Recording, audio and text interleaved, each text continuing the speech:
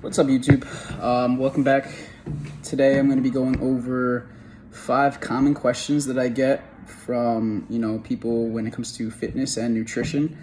They're not the most common questions, but they are common questions that come up when people talk to me about fitness or nutrition. Secondly, welcome to my awesome office over here at my school. I have the concession stand and I love my little office. So let's get right into it. The first question is, should I run before or after my workouts? The answer to this question is it depends. If your goal is oriented in a way where it's geared towards fat loss or cardiovascular endurance, then yeah, you should be running before your workouts. If your goal is geared more towards strength or sports performance, those types of things, then you should be, probably putting those towards the end, because if you were to run before your workout, say your goal is strength and you run before your workout, you're not going to be as strong during your workout. So to answer the question, should I run before or after, it always depends on your goal. I always keep going back to this. It's all about your goal. That dictates the entire program and every single thing that you do. It's what your goal is. If you have a concrete goal, you'll probably be able to implement wise decisions along the way. Second question is, how much weight should I lift when doing an exercise? Now, this is an interesting question because you see two sides of the spectrum when you see people in the gym. You see people who are doing exercises that are way too heavy for them, and you see people doing exercises that are far too light for them. So we need to try and find that middle ground when it comes to how much weight you should be lifting. I wouldn't say I always go by this, but I would probably use the reps in reserve method in order to tell you how much weight you should be using. Now, so this is how it works. So if I'm supposed to be doing 10 reps, reps in reserves means, what I could be able to do after those 10 reps. A moderate or, somewhat strenuous exercise would probably, mean that I have 1 or 2 reps in reserve. So if I'm able to perform 10, I should be able to perform 11 or 12 of them. Now, if I'm able to perform 12, I may want to increase the weight. I may want to stay at the same. It depends, or reduce the rest time. It depends on what the whole purpose of that exercise may be. But that's kind of like a method that I use for beginners, honestly, because it's so I need to actually be with you to be able to tell you, oh, that's far too light or that's far too heavy. So this is something like that you're going to be able to give internal feedback on yourself about.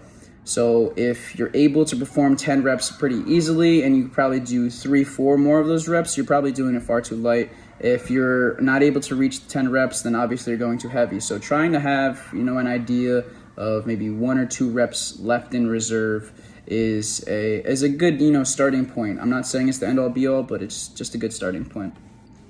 The third question, this is a funny one, and it's a very important one. What is the best diet to follow? That is very open-ended, and honestly, there is no such thing as the best diet. It all depends on what diet you adhere to the most. If your goal is fat loss, being able to perform doing keto or paleo or Mediterranean, none of that really matters as long as you're in a caloric deficit. So it's not what the best diet is. You want to go by studies, and heart health and everything like that. You could do your research on that. I'd say Mediterranean is a great diet for that. But if you're doing Mediterranean diet and you're not being in a caloric deficit, then it's not necessarily better. So answer to that question is whatever diet you adhere to most. If it's you don't like to have a lot of carbs in your diet, that's perfectly fine. As long as you're in a caloric deficit, that is probably going to be a good diet for you because you adhere to it. Understand that it's so important to adhere to your diet. If you're not adhering to it, then it's not a good diet.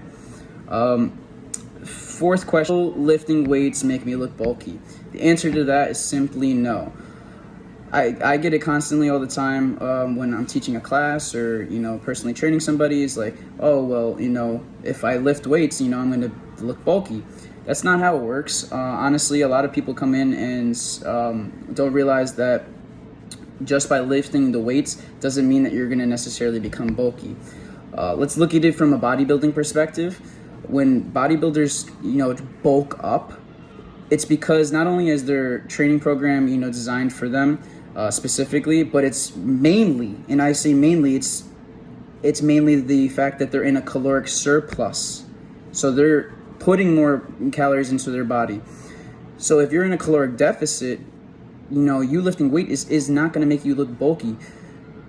Bodybuilders use the bulking method so that they could put on mass, put on fat and muscle, mainly muscle, obviously. And then, they go through a cutting phase or a shredding phase so that they can reduce their body fat percentage. But that's being in a caloric deficit. So it really is, lifting weights does not make you look bulky. There's so many benefits to you lifting weights for the reason of, being toned or losing fat. Don't take any idea that, lifting weights is going to make you look bulky serious, because that's not true. As long as your diet is under control, you're not going to get bulky off of lifting weights. So I recommend lifting weights. It's very important for, so many different reasons. But that's another topic. Finally, I have a last one, and this one's something I enjoy. It's because I actually just recently, put something on my story about this. Is about spot reduction, and the question being, how often should I work my abs?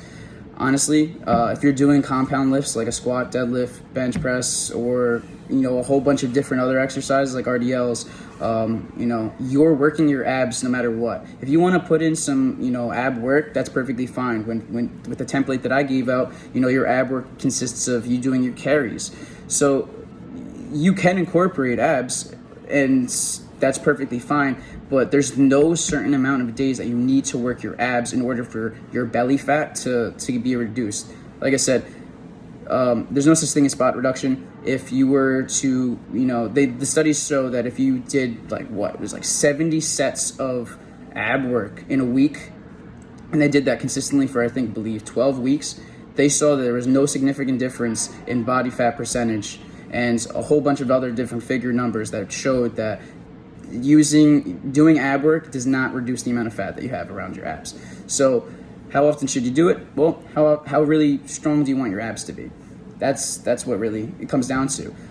You want your abs to show, you have to have a good diet. It's not about how hard you work your abs. All right, so like I said, that's 5 common questions that I get as a personal trainer and just a fitness person in general. Again, these are all my advice, and this is all just years and years of studying on certain topics. If you feel differently, that's perfectly fine. You can always put a question into the comments. But for the most part, a lot of what I'm saying is pretty much backed up by science, and I'm not just spitting these types of ideas out into the universe because it's just how I feel. No, these are things that not only have I implemented for other people, but there's things that I have definitely implemented for myself. I'm the biggest test bunny out of all of them, or the test guinea pig. Everything I do, I learn from myself, and then I see how I can incorporate it on an individual basis with other people. So 5 questions. I do want to get back into the Master the Movement series. I just need to get better lighting. As we can see, I have good lighting here. Maybe I'll be able to get into that soon.